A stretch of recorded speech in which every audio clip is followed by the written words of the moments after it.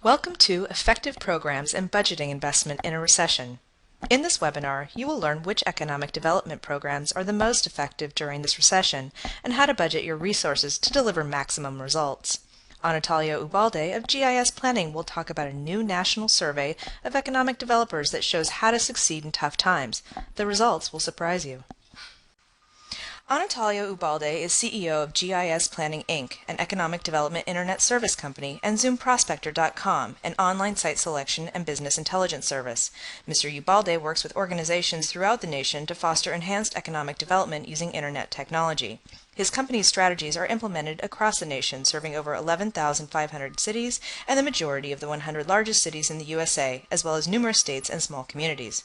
His work has been featured in the Wall Street Journal, Businessweek, Inc., Forbes, Fortune, and the New York Times. He was recently named a fellow member of the International Economic Development Council for achieving exceptional stature in the field of economic development.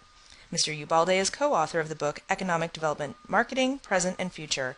He frequently advises about the use of internet, marketing, and GIS for economic development at national and international conferences, making presentations throughout North America, Europe, and Asia. Before GIS planning, he worked for years in local economic development. He has a master's degree in city planning from UC Berkeley. Thank you. Economic developers across the country are faced with the challenge of reduced budgets to work with, but are being asked to produce more with less. In addition, we're confronted with an economic downturn that's presented new problems and opportunities for our profession. To be effective, we need to know what works now.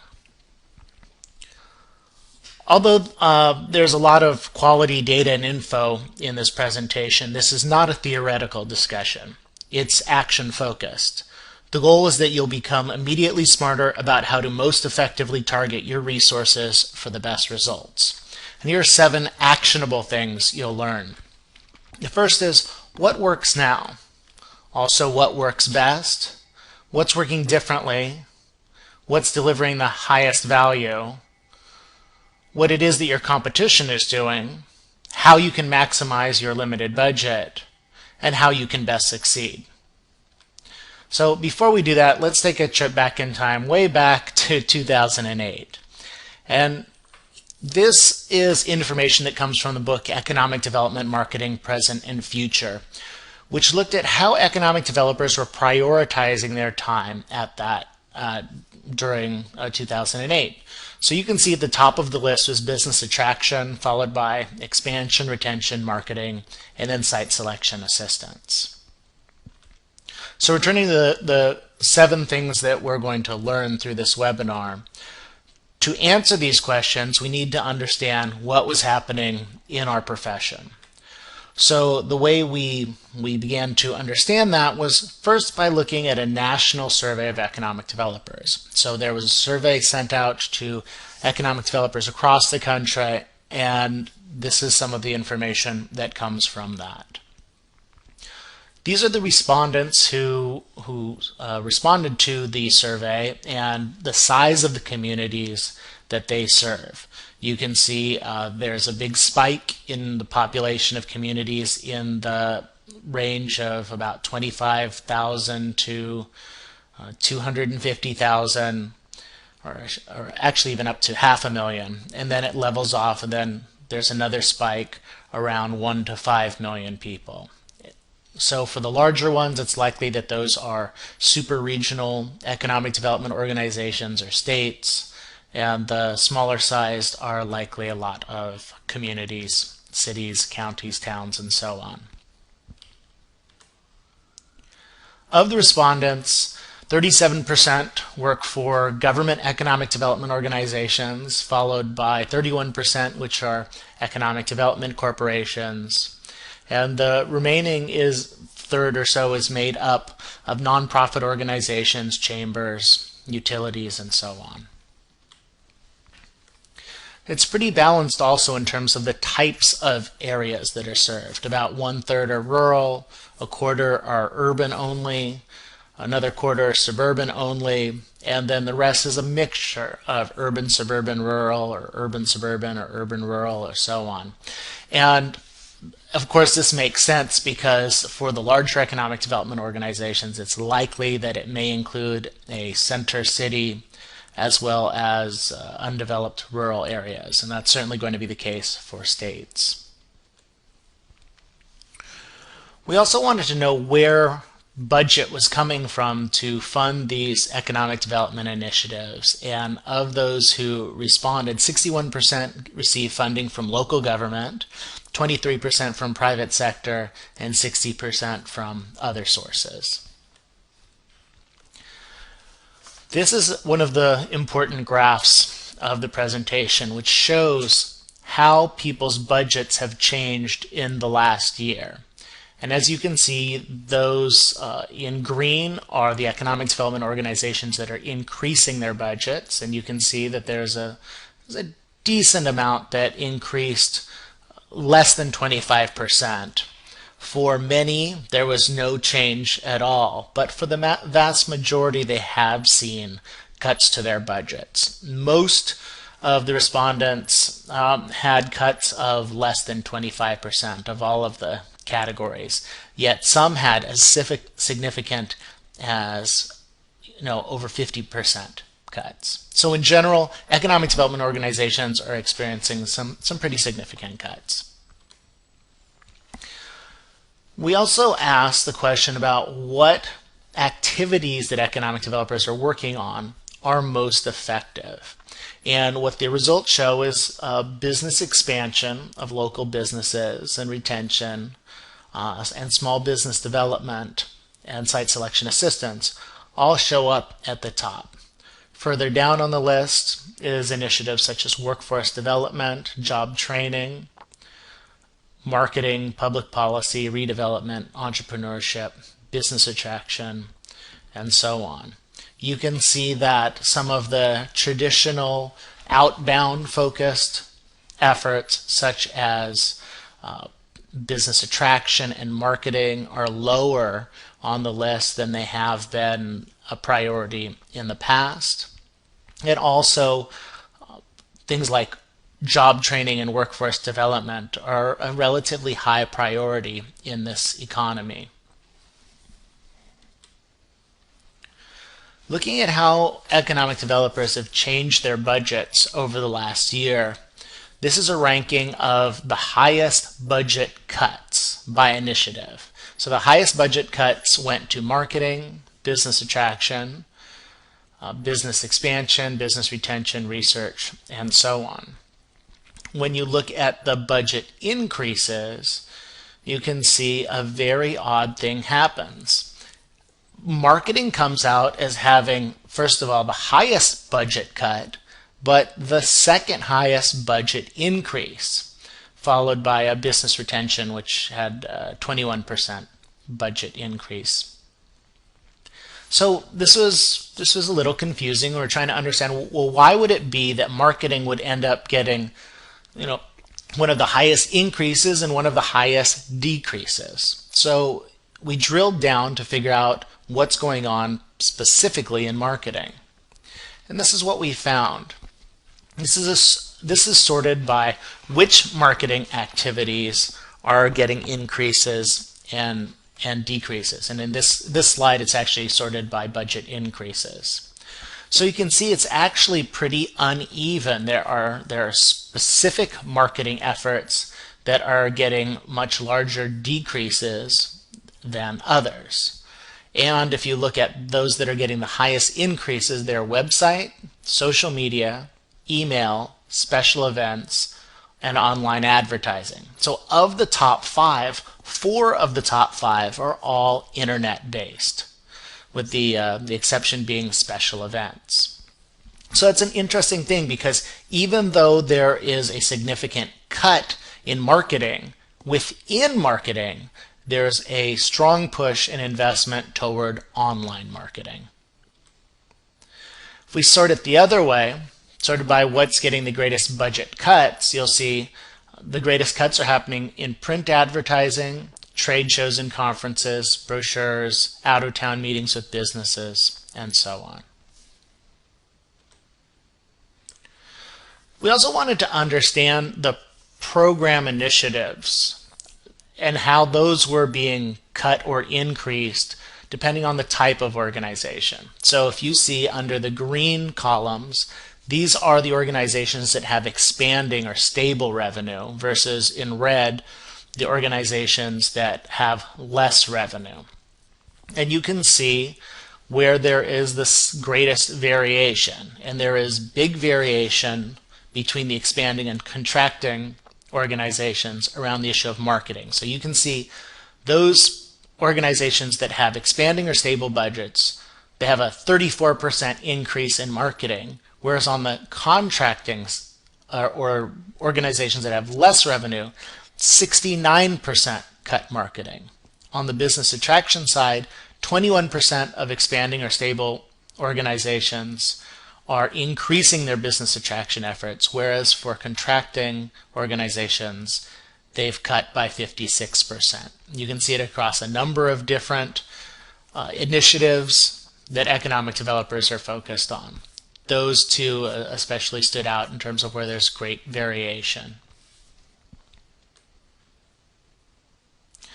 If we look also in terms of where there's greatest difference as the percent of organizations cutting back on marketing, you can see that there's big difference within marketing of trade shows and conferences, out-of-town meetings with businesses, print advertising, and brochures. So you can see pretty significant reduction of expenditures in those areas and difference between the expanding and contracting organizations.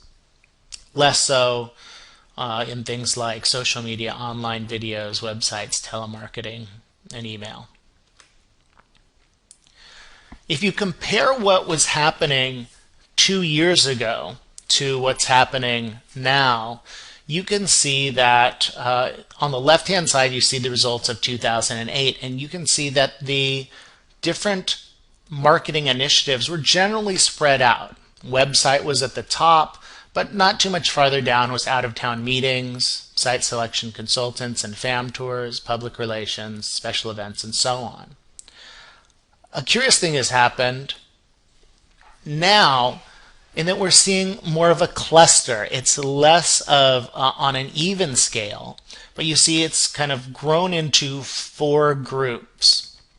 So websites remains at the top, and in general, most of the effectiveness of marketing and how economic developers perceive this have all decreased, but they've actually also clustered. So you can see websites at the top. Then the second, and by itself, the second cluster is out-of-town meetings, public relations, special events, site selection consultants and fam tours, and email.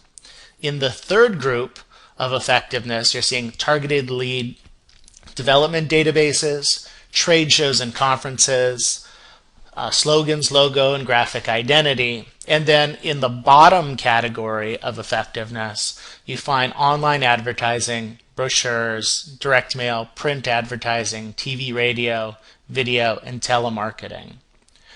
One of the areas that grew from 2008 to 2010 is online advertising. Even though it's still in the lower group, it was one of the initiatives that grew. And so you can see here in terms of the change in perceived effectiveness of marketing strategies, there's been a shift where people see a lot less effectiveness from meeting with businesses out of town, site selection consultants, direct mail, PR, and so on. However, it's also important to understand that this is looking at change. So for example, if you look at some of the more effective more changes that are positive, like TV, radio, and telemarketing, it was a fairly small change of an improvement, but they still rank at the very bottom of effectiveness. I want to talk a little bit about some of these strategies and how it may be impacting us in economic development. One is trade shows and conferences. And back in 2005, the Brookings Institution did a analysis, and they saw that Convention attendance had dropped over 50% in many cities since peaking in the late 1990s. This was partially due to alternative means of conveying and gathering information. Probably at the top of that list has got to be the internet as a way to communicate and gather information. You can even do conferences virtually, as we're doing right now. I bring this to your attention also because for many economic development organizations, the development of convention centers has been, especially in the 80s and 90s, oftentimes a key element of economic development strategies. So you've got to keep on top of these trends to understand that convention attendance is dropping, and that can have an impact for your convention facilities. I know that I just read this week that Las Vegas has had a pretty serious dip in convention attendance. I don't know if it was in a specific industry or just across the board. The other area is print advertising. So economic developers have generally been spending less in print advertising, and this graph shows what were at the end of the 1990s, the 5 leading site location and corporate real estate magazines. And you can see that today there are only 3 left. In 2003, Plant Sites and Parks went away, and in 2008, Expansion Management magazine ceased their print version of their magazine. The 3 remaining, in first place is site selection, in second place is business facilities, and then in last place is area development. And if you look at the trends over time, an interesting thing has happened. You look at business facilities, which is the green line. They went from being in last place to being in second place as of 2009, whereas area development, which at the end of 1999 was in first place in terms of the number of ads placed in the magazine, went from first place to last place. My sense about this is that there is definitely interest in this market space, and it may just be that there's not a large enough market to sustain even 3 magazines. So what we may see is that we may see, perhaps one of them will cease to exist. In general, markets tend to like there to be at least two competitors out there. So we'll see what happens this year. Another area for economic developers is brochures, and this tends to be a pretty expensive thing to produce. And yet many economic developers do create brochures, and they do it for credibility. We oftentimes hear people saying that they need a brochure to appear real. The challenge with brochures, of course, is that they can't easily be updated. And so there are many offices that have boxes of brochures with information that just isn't current. And brochures are also taking a pretty bad beating from Adobe Acrobat's PDF documents, which can be easily distributed online and updated frequently.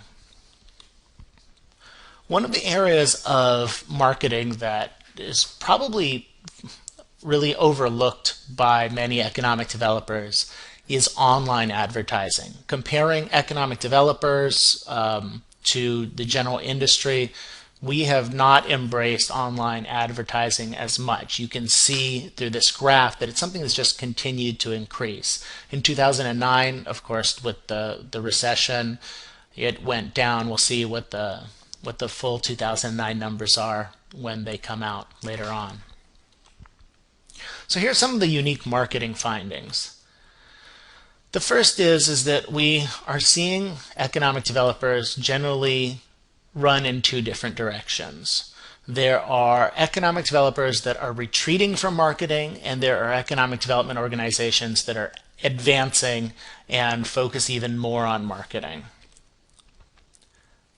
Because organizations are both dramatically increasing and decreasing budgets. As we saw, that's where there was kind of the most radical variation, and yet also and which shows some kind of consistency of two thoughts. So those with stable or better budgets are increasing their marketing, whereas those with decreasing budgets are decreasing their marketing.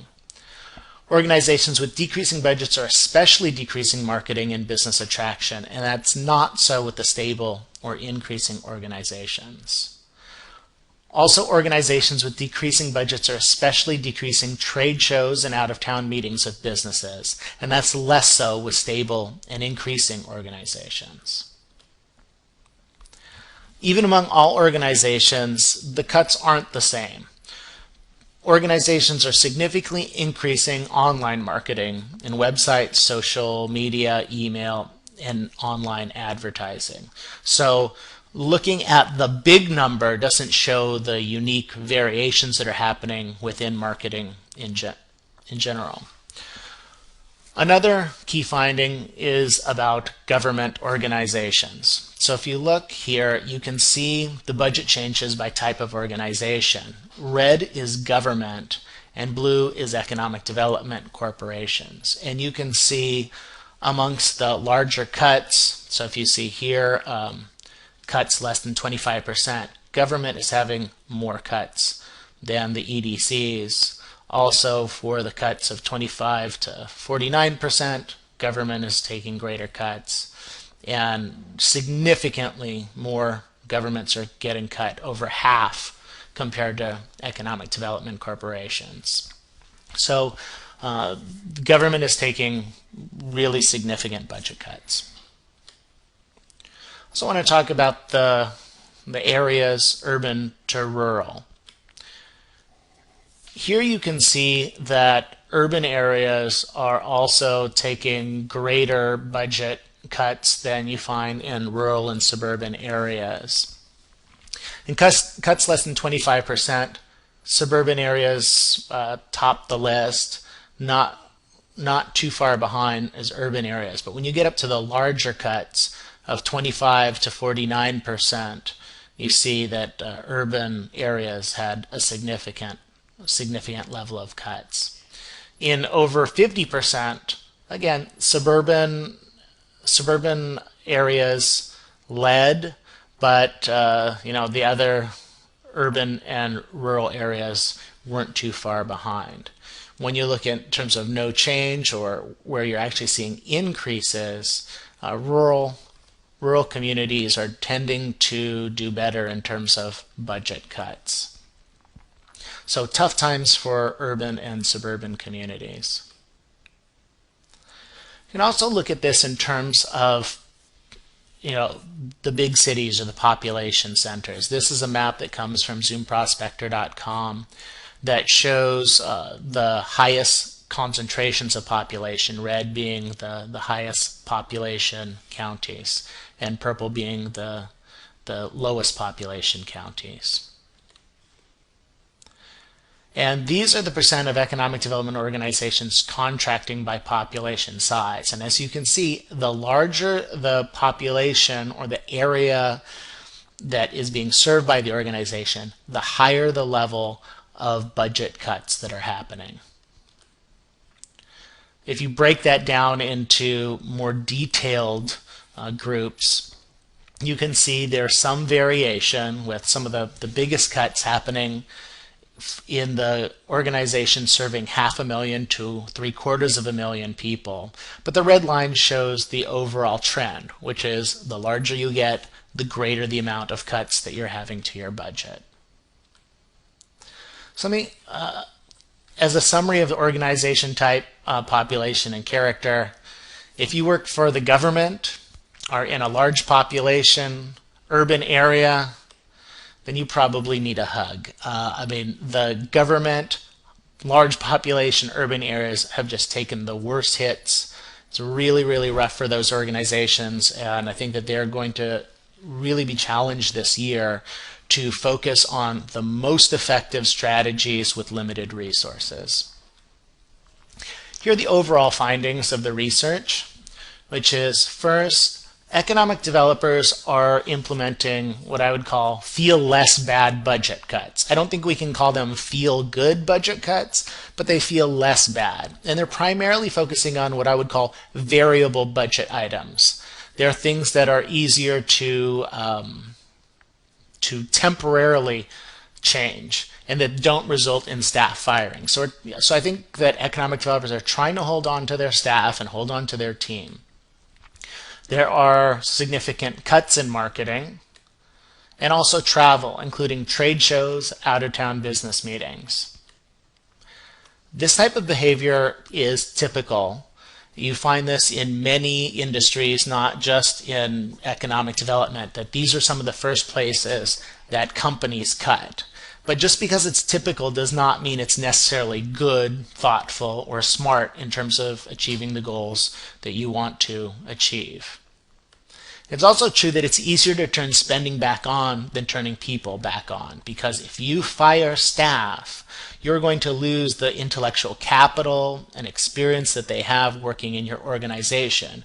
And you can't as easily hire somebody back, they may have moved on to another company or something like that, than it is to start spending money on advertising. So this is an important thing to consider as you're deciding where you want to place your resources. And I think that economic developers are focused on retaining their staff.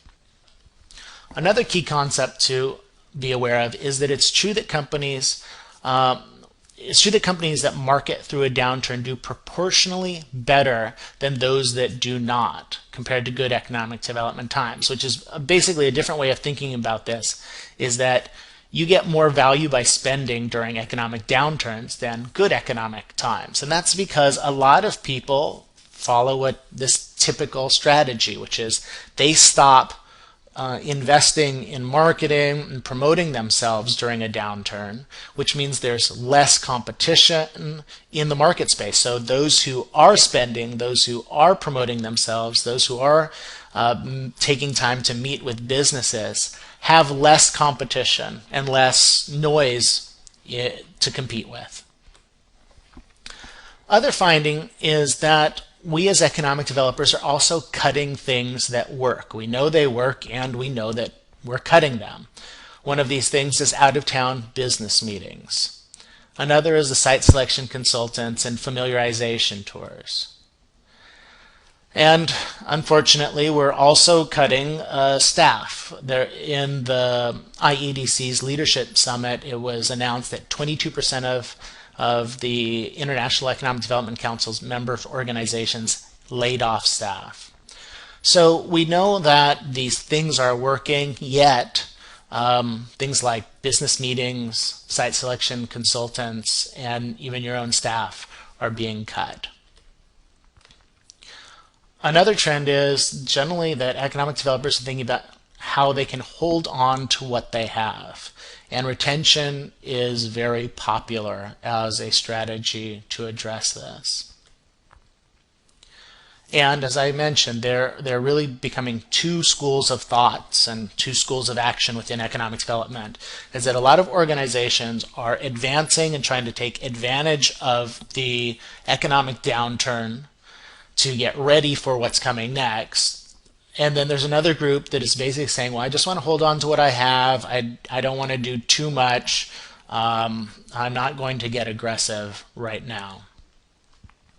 So within this context, we have both big problems and opportunities. And one of the biggest problems that we have as economic developers right now is that the programs we know how to do don't work that well now. I mean, we're very competent. We know how to do business retention and business attraction, but retention is becoming very difficult because the tools that we have as economic developers to help retain businesses are not commensurate with the challenges that businesses are having. So for example, if you go out and do a business retention interview and you talk to some business, it's highly unlikely they're going to tell you that, if they don't land a new client or they can't retain the business that they have, that they may have to lay off 50% of their staff that live in your community. Or that if they don't, get a loan from a bank, that they are likely to have to close their business. This is just very private information that it's just not likely that they're going to share that with economic developers during a business retention interview. And the tools that we have, like changing their zoning, is simply not going to solve the kind of problems that they're having. What we can do, though, is put them in contact with people who can assist them. But as we all know, things like access to capital is really a challenge right now. On the attraction side, actually the statistics show that in general business formation is fairly consistent through economic upturns and downturns. But in general, there are a lot of businesses that are likely, hesitating and waiting to expand. Although it's certainly going to be coming, because you can only wait so long with your business before you have to pull the trigger to expand. So there's probably a lot of pent up demand, and you can take advantage of that coming in the future. So that's a big problem. Now the big opportunity for you is that many of your competitors in economic development are simply retreating, and this offers you a huge opportunity to advance without competition. So think about this. If other economic developers are spending less time on marketing and developing personal relationships, whether it be with businesses or site selection consultants or corporate real estate professionals, all of those folks, if your competitors aren't doing this, this is a fantastic opportunity for you to do the opposite, to take advantage of the fact that there is less competition, less noise in the space. So you're more likely to be heard, you're more likely to be able to not be competing for time with these other economic developers when you're meeting with these businesses. So it's both big problems and big opportunities, and I encourage you to take advantage of the opportunity created by this downturn. So at this point, I will open it up for questions, and I know there were a number of questions that came in from people typing into the interface, so I'll answer those questions now. The first question is, why are the large urban government organizations hurting the most? Well, there are likely many reasons for this, and I'll mention two. First, while virtually every industry has been hurt by the recession, industries like finance that are centered in large cities have taken bigger hits than others. Second, there was also more intense speculation in urban and suburban housing markets before the bubble burst.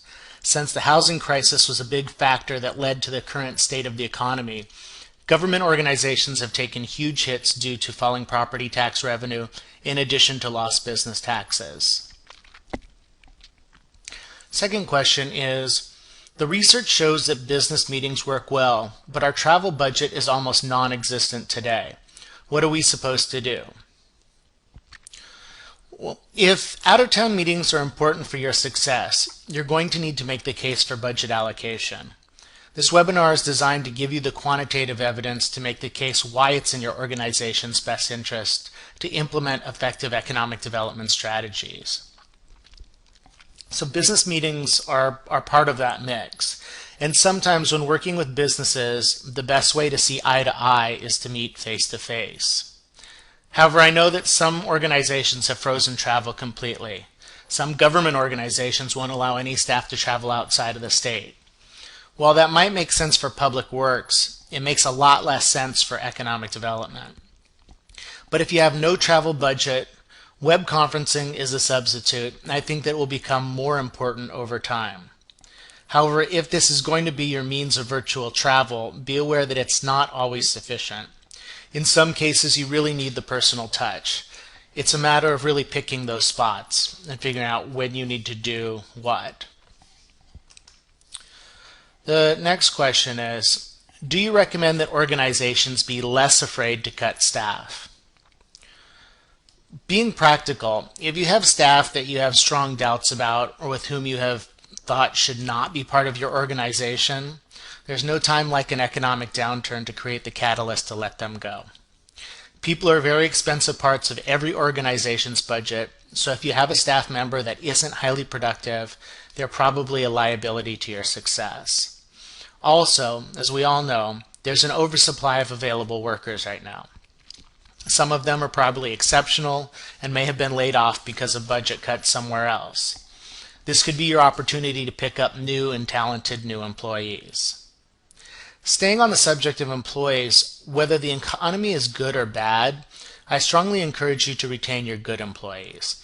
If you have to let them go because of budget cuts, you'll lose a long-term value to your organization because of the experience and the accumulated knowledge they have about your organization and community. Extraordinary people are often hard to find, so hold on to them. Next question is, let's see, online advertising seems to be the only marketing activity that grew significantly in perceived effectiveness. How can I get started using it? There are many strategies that you can use. Google dominates in search engine use, and Google AdWords is one of the simplest ways to get started so that you can get your online advertising campaign up and running quickly. Next question is, you say that retention strategies rarely work, but retention has been one of our highest priorities. We're in a community with a lot of manufacturing, and many of our employers want to cut costs by leaving the country. How should communities like ours face this problem? Okay, I want to be clear that I didn't say that retention strategies don't work. In general, I do think that business retention is important and can work. However, the problems that businesses are facing today in an economic downturn are much more immediate than they were facing in better economic times. And economic developers don't have the levers to turn to solve these problems easily. Access to capital and business lines of credit are very important to companies right now. We can refer a business to a banker, but we can't turn on the flow of business capital from the banks. Tax increment financing or zoning changes are things we can affect, but these aren't immediate help to a business in crisis. On the subject of business retention, if your focus is on growing your economy and not just maintaining it, you should be more focused on business expansion than retention. Businesses and industries change, so I don't think that retention is viable as a long-term strategy. Also, it's economic developer focused. We're trying to retain them in our community. It's not business focused, like helping them grow. Business expansion of entrepreneurial companies has a huge upside for both the community and the business. In terms of the other part of your question related to your manufacturers wanting to cut costs by leaving the country, well, that's a much longer discussion than we can have here. What I can say about that is that every community is different. Some of the manufacturers in this country are going to consider leaving. If that's the case in your community, you need to evaluate if your community is globally cost competitive in that industry. Perhaps more important, you should analyze if you have a sustainable advantage for that industry in your area. If you're not, then you may be better off preparing your workforce through job training programs for the skills necessary in new and growing industries. Some economic developers are already doing this, and perhaps that's reflective of the increased effectiveness of workforce development and job training, which we saw from the survey. The next question is, what was the most surprising finding? Well, it was the volatility of marketing. It was at or near the top of both budget increases and cuts. That's fascinating and reflective that economic development organizations have very different views of the value of marketing during an economic downturn. Next question is, my organization's budget has been slashed in the past year, and our board is hesitant to fund anything. I understand the danger in retreating at a time like this, but how can I convince my organization of the importance of increasing investment in marketing? If your board is made up of local business leaders, then appeal to their business sense. Show them the data about what's working and how they can get the maximum value for their budget investment. That's an important value of the data of this webinar. And if that doesn't work, then have them call me personally. I'll do the best I can to help you out. Well, I think that is all that we have time for in terms of answering questions in this live part of the webinar. But if you submitted a question and we weren't able to get to you during this the live webinar time, I'll do my best to get back to you and send you a message by email. So I thank you all very much for your time, and Good luck with your economic development.